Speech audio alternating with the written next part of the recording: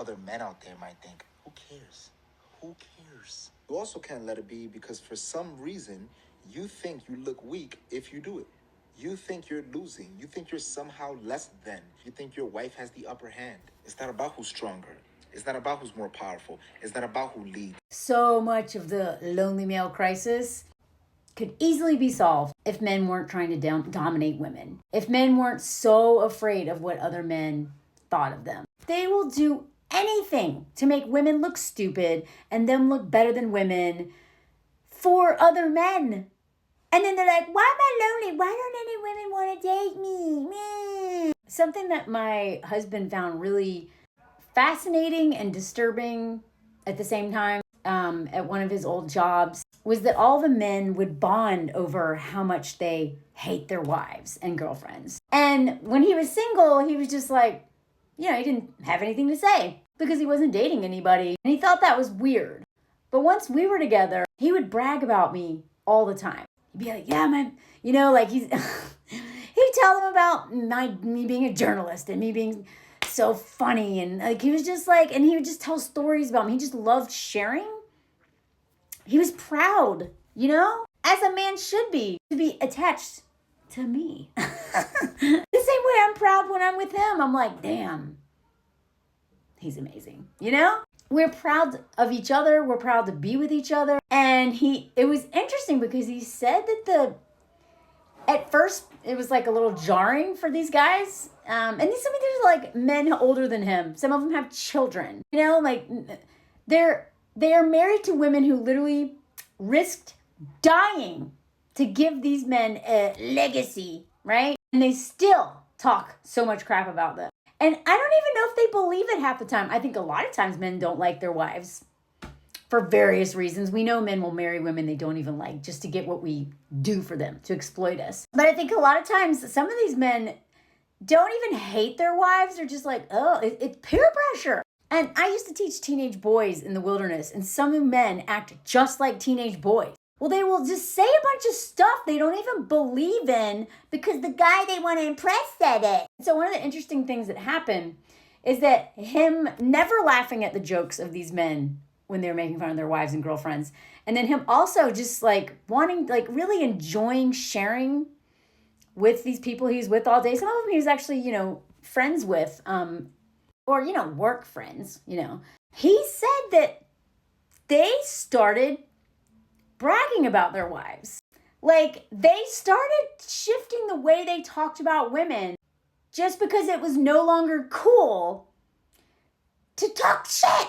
Like, sometimes I am amazed at how easily influenced men are. And especially insecure men, especially men who have never had any kind of role models of healthy relationships, and especially any healthy men role modeling anything. And they're so easily influenced by the red pill people and just our culture in general that just hates women, right? So when I went to my first big work event with all of his coworkers, they would ask me about stuff, and I was like, dang, how did he know that? And he really is talking about me all the time. He talks about me with his men's groups. He talks about me with his friends, but unlike a lot of men who have been convinced that it's embarrassing to be with a woman, even though they gain so much from being with us and social capital of being with us and all the things, right? Then they're just also at the same time embarrassed that they love somebody. And that is one of the most tragic things of toxic masculinity. And this whole and just patriarchy and white supremacy culture and capitalism, all that stuff is all about domination, right? And who's better than who, right? And one of the ways that men are better than other men is to be married to a woman because you get stuff from her. You're respected by other men and you're getting, laid all the time and all that stuff. And at the same time, you can't admit that you love her without being brutally whipped.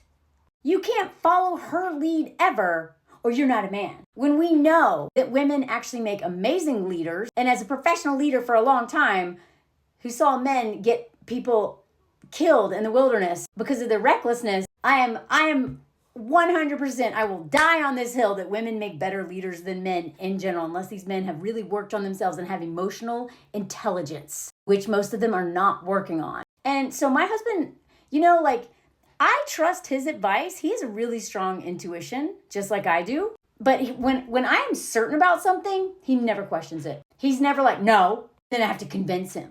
I don't have to also play that trick of like, the man controls the head and the woman controls the neck. You know what I mean? I don't have to make him think it's his idea the way boomers taught a lot of us, especially as a white woman in the South. It's all about, like making sure that he feels good about himself. Want the king baby to never feel bad, right? My husband confidently follows me when I am sure of something. Oh my God, my dog's playing with my computer. What are you doing? This is the only king baby in this house. He pretty much gets whatever he wants and he's a nightmare, but I love him. And also, so my husband also has a very strong intuition. He really when he knows something, he knows it. He's very in touch with his feelings. He's very in touch with just that knowing, right? And so when he's certain about something, I absolutely trust it. We trust each other's intuition. I help hold a microphone to his and he helps hold a microphone to mine when our fears or other things are getting in the way. That is what partnership should be about. Love should be about. That's the whole point. Otherwise, it is not normal to be married with and start a family with and spend decades with someone you hate or that you're embarrassed by. Or if you're a woman, someone you feel sorry for. There's a lot of women, myself included, will date men in the past before I really healed some stuff. Dated any man that I felt sorry for. Unpack that. I just want to end on this tweet that I saw. This is someone responding. So this tweet has been all over Twitter. And it's all about what's a controversial opinion. And this one's about dating. And this was particularly dating advice for men. Dating is hard for men because you have absolutely zero self-awareness. I would say empathy also. Men, because of toxic masculinity, are really cut off from their empathy. That's one of the things my husband realized right away when he got into men's groups and really started doing that work. Like a men's group he created with other men who are very healthy. These men's groups that are about I want to be the leader and, I want to divine feminine and all that stuff. Just learning how to be more human. That's one of the things that he realized was so tragic about toxic masculinity and patriarchy is that it cuts men off from their empathy. It cuts them off from being able to listen to other people. And he's actually a much better listener than I am now. I'm always like, ah! And he's like, babe. Yeah. Anyway, so another one of the things on here, trying to convince yourself someone's a good person just because they're hot. You're looking for someone to save you from the ways in which you hate yourself. I think this one's a big one for men. I think this one's a big one for women. I think this is a big one for a lot of humans in general, regardless of gender. But so many men hate themselves so much, especially because they don't have close relationships with other people. They don't really have community, like real community, not this stuff based on competition and sport. They don't know themselves and they don't like themselves. And that's why they terrorize us. They hate themselves, so they want me to hate myself. And it's almost their life mission by their comments they write on my page. But as he says, hating yourself is the work that you have to do in advance, being the key word. And then this one right here, you let your friends hold way too much influence over your choices. You literally filter prospective partners through a lens of what will he say?